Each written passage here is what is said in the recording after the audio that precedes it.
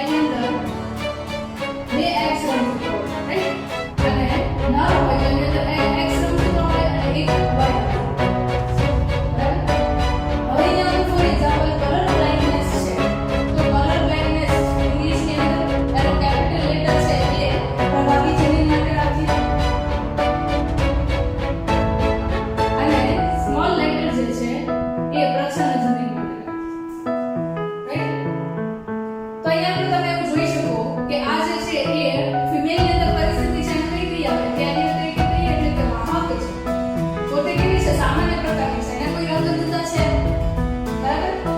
પણ આગળ ઉપર જે સંતતિ આવશે એની અંદર શક્યતા છે કે જો નર સંતતિ હોય તો એની અંદર જે X રંગસૂત્ર છે એ ખામી યુક્ત જનીન સાથે અને એઝ યુઝ્યુઅલ આપણે ઓલરેડી આઈડિયા છે કે અહીંયા આગળ X રંગસૂત્ર છે એ હંમેશા નરની અંદર કોની તરફ માદા તરફ. જ્યારે પુત્રી હશે તો એની અંદર ચાન્સીસ છે કે એક રંગસૂત્ર છે એ મધર તરફથી આવશે અને એક રંગસૂત્ર છે એ ફાધર તરફથી આવશે. મારો પોઈન્ટ કહું છું એને ક્લિયરલી અન્ડરસ્ટેન્ડ કરવાની ટ્રાય કરજો. તમારા અડધા એમસીક્યુ છે આમ નામ ક્લિયર થઈ જશે. સોલ્વ કરશો તમે જોશો ત્યાં આઈડિયા આવી જશે. 25% 50% 100% કેટલી સંતતિ રંગત હશે, કેટલી સંતતિ હિમોફિલિક હશે, તમને જોઈને એમસીક્યુ સોલ્વ કરતા આવડી જશે. બરાબર? Just focus here, right? હવે એક વસ્તુ ક્લિયર થઈ કે હંમેશા નર સંતતિ ઉત્પન્ન થશે તો શુક્રકોષો છે એ Y હશે, Y રંગસૂત્ર યુક્ત હશે અને એ અંડકોષ છે કેવા પ્રકારનો હશે તો કે X રંગસૂત્ર સાથે હશે. તો જ્યારે આવા પ્રકારે અહીંયા આગળ મિક્સ થાય છે ત્યારે X અને Y રંગસૂત્ર થાય છે. બરાબર? હવે ધારો કે અહીંયા આગળ માતા જે છે એ કેવી છે તો કે વાહક છે અને પોતાની લાક્ષણિકતાની અંદર પોતાને કોઈ પ્રકારની જનીનિક ખામી છે. બરાબર? તો અહીંયા આગળ ધારો કે મધર છે એના તરફથી X રંગસૂત્ર છે એ ખામી વાળો આવે છે તો 100% ચાન્સીસ છે કે અહીંયા આગળ જે પુત્ર આવે છે કેવો હશે, રંગત હશે. બરાબર? ઓકે. હવે એક વસ્તુ અહીંયા ધ્યાનમાં લઈએ કે આ ધારો કે લાક્ષણિકતા તરીકે તમે વાહક માદા જુઓ છો તો આપણે પર્સન્ટેજ લઈએ 100% ની અંદર સંતતિની અંદર વિભાજિત કરીએ તો અહીંયા આગળ 50% નર સંતતિ આવશે અને 50% છે અહીંયા માદા સંતતિ આવશે. બરાબર? હવે તમે એમસીક્યુ કેવી રીતે પૂછે છે તો કે એમસીક્યુ છે તમને એની અંદર એવું પૂછે છે કે કેટલા પર્સન્ટેજ સંતતિ છે એમાં નર સંતતિ છે એ રંગત આવશે, કેટલા પર્સન્ટ સંતતિ છે એ સામાન્ય આવશે, કેટલા પર્સન્ટ સંતતિ છે એ વાહક આવશે. આવા પ્રકારના એમસીક્યુ તમને પૂછાતા હશે. ત્રણ કન્ડિશન તમને ઓલરેડી યાદ હશે આઈ થિંક. બરાબર? કેપિટલ સી હોય, બરાબર? કેપિટલ સી સ્મોલ સી હોય અને સ્મોલ સી હોય. આ ત્રણ પરિસ્થિતિ તમને યાદ હશે. બરાબર? અહીંયા આગળ શું હશે આ તો કે આ જે છે એ સામાન્ય સ્ત્રી છે એટલે એની અંદર રોગકારક જનીન છે એના લક્ષણ પણ નથી અને પોતાનો રોગ પણ નથી. લક્ષણ એટલે કે કેવલ મતલબ એવો છે કે એની અંદર એ જનીન ગેરહાજર છે, રોગકારક. બરાબર? ઓકે. અહીંયા આગળ તો કે અહીંયા આગળ આ જે છે એને આપણે કહીએ છીએ વાહક સ્ત્રી. એને પોતાને લાક્ષણિક રીતે કોઈ રોગ છે નહીં, રંગ અંધતા માટેનું જનીન એની અંદર હાજર છે પણ એ પ્રચંડ જનીનની ખામી છે અને એની સાથે પ્રભાવી જનીન હાજર છે એટલે એ રંગ અંધ હશે નહીં પણ નેક્સ્ટ જનરેશનની અંદર એ જનીન છે એને ટ્રાન્સફર કરશે. બરાબર? નેક્સ્ટ એના પછી જોઈએ તો આ છે એ કઈ છે તો કે રોગિષ્ટ સ્ત્રી, ફિમેલ. રાઈટ? એની અંદર બંને પ્રચંડ જનીન એક સાથે છે અને આપણને આઈડિયા છે કે બંને પ્રચંડ જનીન સાથે એક રંગસૂત્ર બંને જોડની અંદર હાજર હોય ત્યારે એ જે છે એ કેવા હશે તો કે રોગગ્રસ્ત સ્ત્રી હશે. રાઈટ? ઓકે. હવે એ જ પરિસ્થિતિ અહીંયા આગળ નરની અંદર જોઈએ. નરની અંદર બે જ પરિસ્થિતિ છે, અથવા સામાન્ય પુરુષ હશે અથવા તો એ રોગિષ્ટ પુરુષ હશે.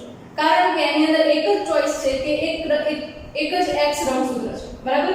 તો અહીંયા આગળ તમે જુઓ તો કેપિટલ સી સાથે Y હોય તો એ સામાન્ય પુરુષ બનશે, તે આગળ વાહક સ્થિતિ નથી. બરાબર? અને એ જ રીતે જો સ્મોલ સી હોય તો એ કેવું બનશે તો કે એ રોગિષ્ટ પુરુષ હશે. કારણ કે અહીંયા સેકન્ડ ઓપ્શન નથી, એક જ X રંગસૂત્ર છે. અને એક વસ્તુ તમને એ પણ આઈડિયા છે કે શુક્રકોષ છે એ Y રંગસૂત્ર સાથે હોય તો Y રંગસૂત્ર સિવાયનું X રંગસૂત્ર હંમેશા ક્યાંથી આવશે? ફિમેલ તરફથી આવશે. બરાબર? તો અહીંયા આગળ એક વસ્તુ તમને એવું કહું છું, ક્રિસ ક્રોસ ઇનહેરિટન્સ. એટલે આ રીતે જે zigzag પેટર્નની અંદર X રંગસૂત્રની વહેંચણી થાય ને એને આપણે ક્રિસ ક્રોસ ઇનહેરિટન્સ કહીએ. એટલે એનો મતલબ શું છે? તો કે તમે જ્યારે ફર્સ્ટ જનરેશન જુઓ છો બરાબર, ત્યારે x રંગસૂત્ર છે ક્યાંથી આવ્યું? માતા તરફથી આવ્યું. અને y રંગસૂત્ર છે ક્યાંથી આવ્યું? તો કે પિતા તરફથી આવ્યું. અને સંતતિ છે અહીંયા આગળ xy પ્રકાર પુત્ર છે, એની અંદર x રંગસૂત્ર છે એ માદામાંથી આવે છે અને y રંગસૂત્ર છે એ નરમાંથી આવે છે. બરાબર. બીજી વસ્તુ, હવે અહીંયા આગળ જે આ x રંગસૂત્ર છે એ ધારો કે પુત્રીની અંદર જાય છે બરાબર, અને માતાની અંદરથી x રંગસૂત્ર આવે છે બરાબર. હવે જ્યારે આ પ્રજનન સક્ષમ બનશે ત્યારે આની અંદરથી x રંગસૂત્ર કોની અંદર જશે? તો કે પુત્રની અંદર જશે બરાબર. અને પુત્રની અંદરનું રંગસૂત્ર છે પાછું ક્યાં જાય? તો કે પુત્રીની અંદર જાય. રાઈટ?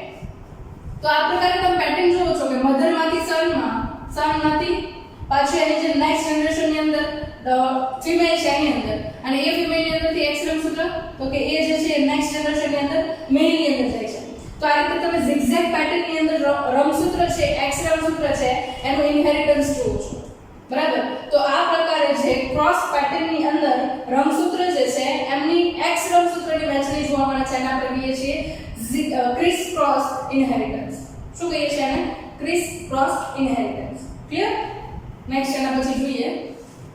ઓકે, આઈ થિંક તમને આ આઈડિયા છે એ ક્લિયર થઈ ચૂક્યો છે કે અહીંયા આગળ જે રંગસૂત્રને લઈને આપણે વહેંચણી જોઈએ છે એના આધારે એક આ પોઈન્ટ છે ખાસ નોટ ડાઉન કરીને રાખજો બરાબર. સામાન્ય સ્ત્રી, વાહક સ્ત્રી, રોગિષ્ઠ સ્ત્રી બરાબર. અને અહીંયા આગળ સામાન્ય પુરુષ અને રોગિષ્ઠ પુરુષ. આઈડિયા ક્લિયર x રંગસૂત્રને લઈને?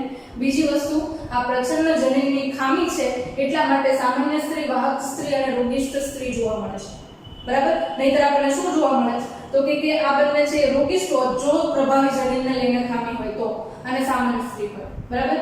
રોગિષ્ઠ અને સામાન્ય જોવા મળે, વાહક કહી શકાય પણ 100% ન કહી શકાય. રાઈટ? તો આ જે પરિસ્થિતિ છે એ તમને જોવા મળે છે. તો અહીંયાથી આપણે વધી આપણે સૌથી પહેલા વાત કરવાની છે આપણે રંગ અંધતા માટે, કલર બ્લાઇન્ડનેસ માટે. તમને ખબર હોય તો આપણે આંખની સંરચના જોઈ ચૂક્યા છીએ ચેપ્ટર નંબર 21 સ્ટાન્ડર્ડ 11 ની બરાબર. તો એની અંદર તમે જ્યારે આંખની સંરચના જુઓ છો ત્યારે આંખની સંરચનામાં બે પ્રકારના કોષો આવેલા હોય, જેને આપણે એકને કહીએ છીએ શંકુ કોષો, કોન સેલ બરાબર, અને બીજા જે છે એમને આપણે કહીએ છીએ દંડ કોષો બરાબર, એટલે કે રોડ સેલ્સ. શંકુ કોષો અને દંડ કોષો. શંકુ કોષો છે એ ખાસ પ્રકારે ત્રણ પ્રકારના કલર માટે રિસ્પોન્સિબલ છે. પ્રાથમિક રંગ કહીએ આપણે બરાબર. એક છે લીલો રંગ, ગ્રીન કલર. બીજો છે એ રેડ કલર, લાલ રંગ. અને થર્ડ જે છે એ ભૂરો કહીએ બરાબર, તો એ ભૂરા રંગ. આ ત્રણ માટે અલગ અલગ પ્રકારે શંકુ કોષો છે મિશ્રણ કરે છે, અને એના આધારે આપણે અલગ અલગ પ્રકારના કલર્સ છે એમને આઈડેન્ટિફાઈ કરતા હોઈએ છીએ. પણ ઘણા બધા વ્યક્તિ છે એની અંદર શું હોય તો કે આ કલરને પારખવાની ક્ષમતા છે એ હોતી નથી. એટલે ઇનડાયરેક્ટલી એવું કહું કે શંકુ કોષો જે છે એમની સંરચનામાં કઈ પ્રકારે ફેરફાર જોવા મળે છે, જનીનની અંદર ખામી જોવા મળે છે બરાબર. અને બીજા જે આવે છે દંડ કોષો છે જે બ્લેક એન્ડ વ્હાઇટ વિઝન છે એના માટે રિસ્પોન્સિબલ છે. ફોર એક્ઝામ્પલ, રાત્રિના સમયગાળા દરમિયાન લાઇટ છે એ ડીમ હોય અથવા તો ઓફ હોય, તો એ પરિસ્થિતિની અંદર આપણી આંખો છે એકદમ ફૂલી જાય અથવા તો ખુલી જાય અને ક્લિયરલી વિઝ્યુઅલાઇઝ કરવાની ટ્રાય કરીએ ત્યારે આપણને કલર છે એ ડિફરન્શિએટ થતો નથી બરાબર. તો ડે ટાઈમની અંદર હું એવું કહી શકું કે શંકુ કોષો વધારે કાર્યક્ષમ છે અને નાઇટ ટાઈમમાં દંડ કોષો છે વધારે કાર્યક્ષમ છે. પણ અહીંયા આગળ જે રંગ અંધતા છે, કલર બ્લાઇન્ડનેસ છે, એના માટેનું જનીન છે કયા રંગસૂત્ર ઉપર હાજર છે તો કે એ જનીન છે એ X રંગસૂત્ર ઉપર હાજર છે.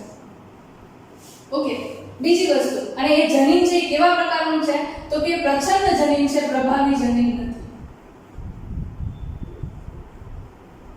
બરાબર. કેવું જનીન છે? પ્રચ્છન્ન જનીન બરાબર. તો પ્રચ્છન્ન જનીન માટે અહીંયા કલર બ્લાઇન્ડનેસ છે એટલે આપણે લઈએ સ્મોલ c બરાબર, અને પ્રભાવી જનીન માટે લઈએ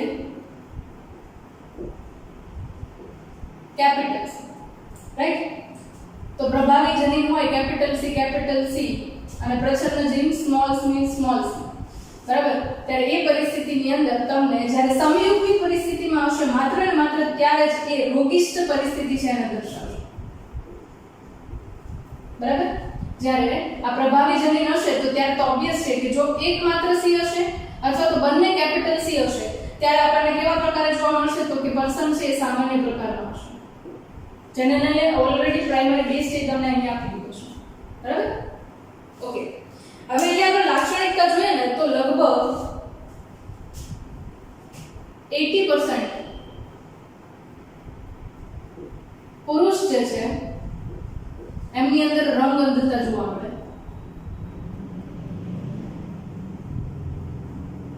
જ્યારે ફિમેલ છે એની અંદર માત્ર ને માત્ર 0.4% રંગ અંધતા જોવા મળે છે. આ કોના માટે છે? મેલ માટે છે અને આ જે છે એ ફિમેલ માટે છે. હવે તમને એમ થાય કે આ બંનેની અંદર આટલો મોટો ડિફરન્સ કેમ?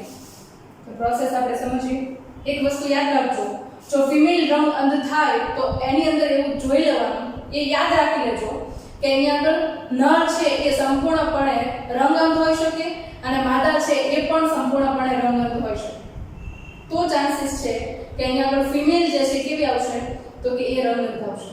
બીજી પરિસ્થિતિ છે નર છે એ રંગ અંધ હશે અને માદા જે છે એ વાહક પ્રકારનું હશે. તો શક્યતા છે કે અહીંયા માદા જે છે કેવી આવશે? રંગ અંધ આવશે.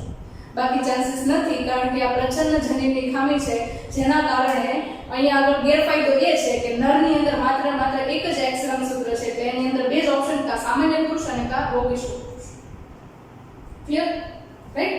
નેક્સ્ટ વાત કરીએ એક એક્ઝામ્પલ, અને આના એક્ઝામ્પલ્સ છે કેવી રીતે પૂછાય છે એ સમજીએ આપણે થોડું. ચલો ટ્રાય કરીએ. બે રીતે એક્ઝામ્પલ પૂછાઈ શકે તમને. પુત્ર છે કે પુત્રી છે એમની અંદર રંગ અંધતા છે કે નહીં એના આધારે પણ પૂછાઈ શકે, અને એના અકોર્ડિંગ તમને એમના પેરેન્ટ્સ ની અંદર શું સ્ટેટસ હોઈ શકે ને એના આધારે પણ પૂછાઈ શકે. અથવા તો માદા અને નર અને પછી એમની સંતતિ, એટલે કે માતા અને પિતા અને એને લઈને સંતતિની અંદર શું લાક્ષણિકતા હોઈ શકે એ પૂછાઈ શકે. બરાબર? ફોર એક્ઝામ્પલ એવું કહું કે સામાન્ય પુરુષ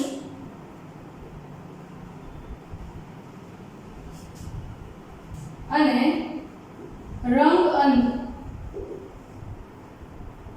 માતા અથવા તો સ્ત્રી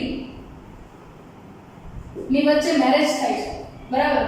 તો એમની સંતતિને લઈને કઈ કઈ શક્યતાઓ હોઈ શકે? પછી ઓપ્શન્સ તમને આપેલા હોઈ શકે. બરાબર? પણ એના અકોર્ડિંગ પહેલા આપણે સોલ્વ કરતા તો શીખીએ. રાઈટ? સામાન્ય પુરુષ કીધું હોય એટલે તમારી સામે છે અહીંયા સામાન્ય પુરુષ એટલે તો કે કેપિટલ C X રંગસૂત્ર પર અને Y. આની અંદર જનીની બંધારણ આ પ્રકારનું છે. ક્રોસ એટલે કે મેરેજ દર્શાવીએ છીએ આપણે, અને રંગ અંધ સ્ત્રી છે તો અહીંયા આગળ શું આવશે? Small c. હવે એક આઈડિયા ક્લિયર કરી દઉં અહીંયા આગળ કે અહીંયા આગળ બંને X રંગસૂત્ર છે કેવા છે? તો કે બંને X રંગસૂત્રો પર રહેલા જનીન છે પ્રચ્છન્ન પ્રકારના છે, જે રંગ અંધતા માટે જવાબદાર છે. એટલા માટે સ્ત્રી છે રંગ અંધ છે. આના ઉપરથી ડાયરેક્ટ એક ખ્યાલ આવી જાય આપણને કે અહીંયા આગળ જે પુરુષ જેટલા આવશે એટલે કે પુત્ર જેટલા આવશે એટલા બધા જ કેવા આવશે? રંગ અંધ હશે. બરાબર? જોઈ લઈએ એટલે આઈડિયા વધારે ક્લિયર થાય. અહીંયાથી X રંગસૂત્ર, જો કે આના કરતા આપણે પ્યુનેટ સ્ક્વેર લઈએ તો વધારે બેટર આઈડિયા છે. બરાબર? જેના કારણે તમને કન્ફ્યુઝન ઓછું થાય. ધારો કે અહીંયા આગળ નરના જન્યુઓ મૂકીએ છીએ, અહીંયા આગળ માદાના જન્યુઓ મૂકીએ છીએ. રાઈટ? જન્યુ અહીંયા આગળ બે પ્રકારના આવશે, X અને Y સાથે. નરના જન્યુ આ થઈ ગયા, માદાના જન્યુ સ્મોલ c. રાઈટ? અહીંયા આગળ જોઈએ capital X capital C capital X small c. Small c આ જે છે આ પરિસ્થિતિ છે તમારી સામે છે વાહક સ્ત્રી. કેવું આવશે? વાહક સ્ત્રી. સેમ એ જ પ્રકારે અહીંયા કેપિટલ C સ્મોલ c કેવું આવશે? વાહક સ્ત્રી. એના પછી small c y small c y. બંને પુરુષ કેવા આવશે? રંગ અંધ. પુત્ર બંને કેવા આવશે? રંગ અંધ. અને જે બંને ફિમેલ છે એ કેવી આવશે? તો કે એ જે છે માત્ર વાહક આવશે અને ડિઝીઝ હશે, એટલે કે રોગગ્રસ્ત પરિસ્થિતિની અંદર હશે. તો એક વસ્તુ આના ઉપરથી તમે તારણ કાઢી શકો, જો અહીંયા આગળ માતા છે એ રંગ અંધ હોય તો 100% સંતતિ છે. બરાબર? એમાં પુત્ર લઈએ ખાસ કરીને 100% માંથી 50% રંગ અંધ આવશે. પુત્ર છે એ બધા જ કેવા આવશે? રંગ અંધ આવશે. અને પુત્રી છે એ કેવી આવશે? 50% વાહક આવશે. વાહક અથવા તો સામાન્ય, જે રીતે તમને ઓપ્શનમાં આપેલું હોય એ તમે ચૂઝ કરી શકો. રાઈટ? તો આ વસ્તુ એક વસ્તુ આ તમને એક્ઝામ્પલ ઉપરથી આઈડિયા આવી જાય કે જ્યારે પણ તમને રંગ અંધ સ્ત્રી કહેવામાં આવે અથવા તો તમને બીજો ઓપ્શન એવો પણ આપે કે પ્રચ્છન્ન સંયુગ્મની સ્થિતિ. પ્રચ્છન્ન સંયુગ્મી કે ને તમને સ્ત્રી નો કે તો પણ તમને આઈડિયા આવી જવું, કારણ કે પ્રચ્છન્ન સંયુગ્મની સ્થિતિ માત્ર ને માત્ર સ્ત્રીની અંદર છે, કારણ કે એક્સ રંગસૂત્ર છે એ એની અંદર બંને જોડીમાં છે. એટલા આની અંદર તમે સંયુગ્મી પરિસ્થિતિ કે વિષમયુગ્મી પરિસ્થિતિ ન કહી શકાય, કારણ કે આ પોતે જ એક એક્સ અને વાય રંગસૂત્ર છે એ વિષમયુગ્મી પરિસ્થિતિની અંદર હાજર છે. Is that clear? રાઈટ? તો આના ઉપરથી એમસીક્યુ છે તમે આ રીતે સોલ્વ કરી શકો. ચલો હજી એક ટ્રાય કરીએ આપણે એમસીક્યુ સોલ્વ કરવા માટે. બાકી તમે પ્રેક્ટિસની અંદર જેટલા પણ એમસીક્યુ સોલ્વ કરવા હોય એટલા કરી શકો છો, બરાબર? નો limitations. After all, practice makes man perfect, right? Next અહીંયા વાત કરીએ રંગ અંધ પુરુષ ક્રોસ વિષમયુગ્મી માતા. વિષમયુગ્મી સ્ત્રી કહીએ છે ને, રાઈટ? રંગત પુરુષ છે એટલે અહીંયા આગળ તમે ઓબ્વિયસલી આવી ગયા capital X small c y પુરુષ, રાઈટ? વિષમયુગ્મી સ્ત્રી કીધું capital C small c. Unit square ની અંદર મૂકી દઈએ ફટાફટ. આ છે ને જેનેટિક્સ ની અંદર મારો ફેવરિટ પાર્ટ છે. MCQ સોલ્વ કરવામાં એકદમ ઈઝી, ખાલી એકવાર તમને ટ્રિક બેસવી જોઈએ, બરાબર? અથવા તો કહું તમારો કોન્સેપ્ટ ક્લિયર હોવો જોઈએ, અને કોન્સેપ્ટ ક્લિયર નથી ને પહેલેથી પણ તમે આ કન્ડિશન એટલી યાદ રાખો એટલે તમારા ઓટોમેટિકલી એક્સ રંગસૂત્રને લઈને જે પ્રચ્છન્ન જનીનને લઈને ખામી છે એ બધી જ સોલ્વ થઈ જશે, બરાબર? ખાલી આ કોન્સેપ્ટ છે એ ક્લિયર હોવો જોઈએ, બરાબર? નરના જન્યુઓ અહીંયા મૂકી દઈએ, માદાના જન્યુઓ અહીંયા મૂકી દઈએ, capital C small c y, બરાબર? અહીંયા શું આવશે તો કે ફિમેલ જે છે એ વાહક આવશે અને એક ફિમેલ જે છે એ રંગત આવશે. નેક્સ્ટ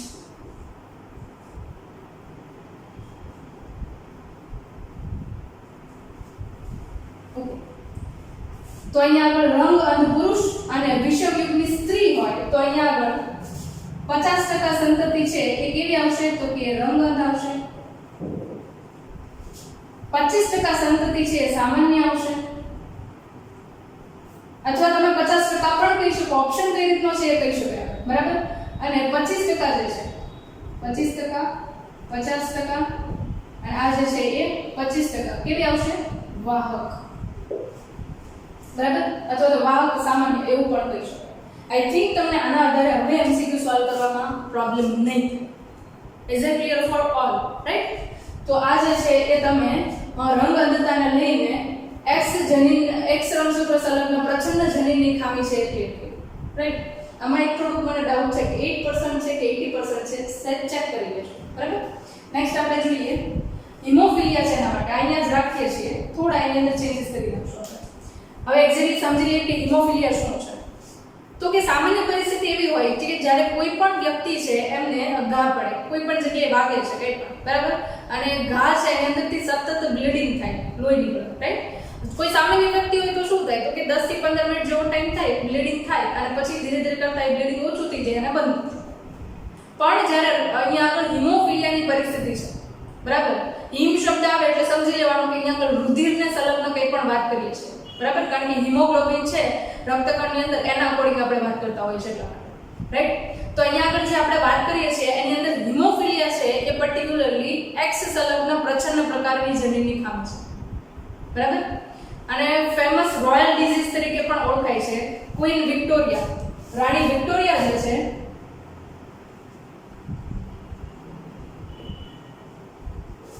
એના વંશજ જે છે એમની અંદર આ ડિઝીઝ છે એ ઘણા બધાની અંદર જોવા મળે, કારણ કે રાણી વિક્ટોરિયા જે છે એ વાહક હતા, બરાબર? કેવા હતા? વાહક હતા. ત્યાંથી આપણે ટોપિક સ્ટાર્ટ કરી દઈએ, બરાબર? તો અહીંયા આગળ રાણી વિક્ટોરિયા જે છે એના અંશે આપણે એને રોયલ ડિઝીઝ તરીકે પણ ઓળખીએ છીએ. હિમોફિલિયા એક્ચ્યુઅલીમાં શું છે તો કે એકવાર લોહી નીકળવાનું ચાલુ થાય એના પછી લાંબા ટાઈમ સુધી લોહી નીકળવાનું બંધ ન થાય તો એ પરિસ્થિતિને આપણે શું કહીએ છીએ? હિમોફિલિયા કહીએ છીએ. આના કારણે જો કદાચ વધારે મોટા પ્રમાણની અંદર ઘાવ હોય તો વ્યક્તિ છે એનું મૃત્યુ પણ થઈ શકે. રીઝન કારણ કે એ બ્લીડિંગની પ્રોસેસ જે છે એ બંધ જ નહીં થાય, અને એક ટાઈમ એવો આવશે કે બ્લડ છે બોડીની અંદર હોવું જોઈએ એની કરતાં અમાઉન્ટ છે ઓછું થઈ જશે, જેના કારણે બ્લડ પ્રેશર છે એકદમ નીચે જશે અને હ્યુમન બીંગ છે એનું મૃત્યુ થઈ જશે. બરાબર? ઓકે. તો હિમોફિલિયા જે છે એમાં ખાસ કરીને રુધિર જામવાની પ્રક્રિયા છે એ અગત્યનો ટોપિક છે.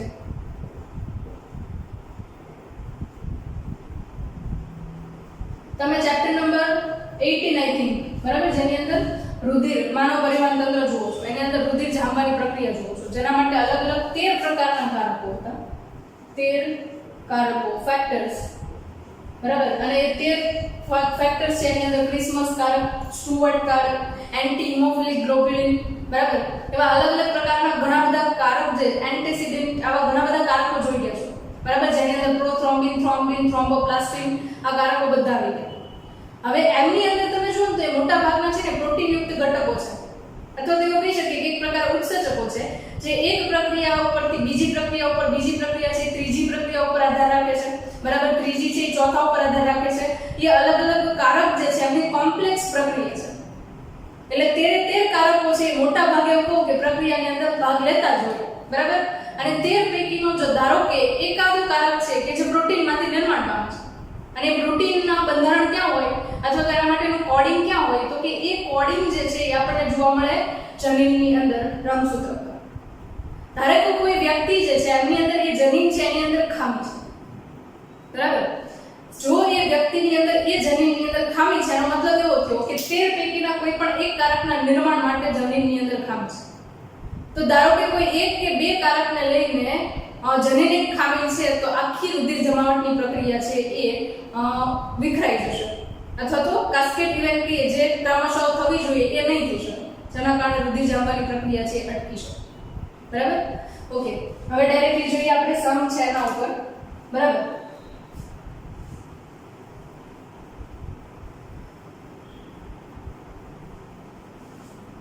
આમાં પણ ક્રિસ ક્રોસ ઇનહેરિટન્સ છે સેમ છે, એની અંદર કોઈ ચેન્જીસ નથી, ખાલી આપણે અહીંયા આગળ જનીન છે એને બદલીએ છીએ, બીજું કંઈ કરતા નથી.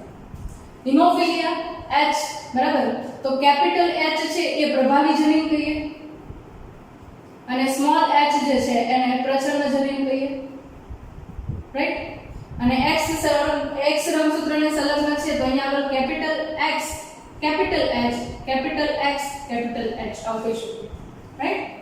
બીજું અહીંયા આપણે કહી શકીએ કેપિટલ H, સ્મોલ h, બરાબર, વાહક સ્ત્રી, અને સ્મોલ h, રોગિષ્ટ સ્ત્રી, રાઈટ. પુરુષની અંદર તમને ઓલરેડી હવે આઈડિયા આવી ગયો છે, capital H Y, small h Y.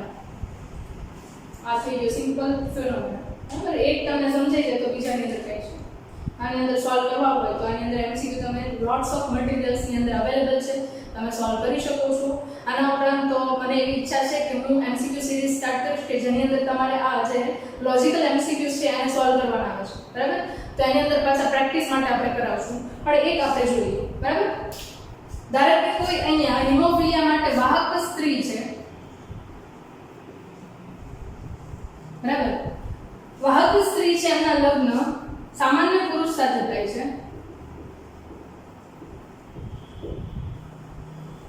બરાબર.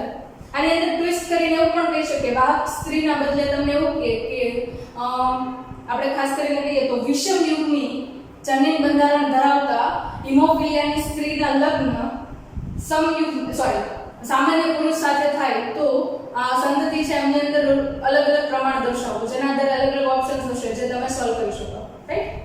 તો વાહક સ્ત્રી કીધી એટલે અહીંયા તમારી સામે છે કેપિટલ H અને સ્મોલ h. સામાન્ય પુરુષ એટલે કેપિટલ H અને Y. પ્યુનેટ સ્ક્વેર ની અંદર મૂકીએ,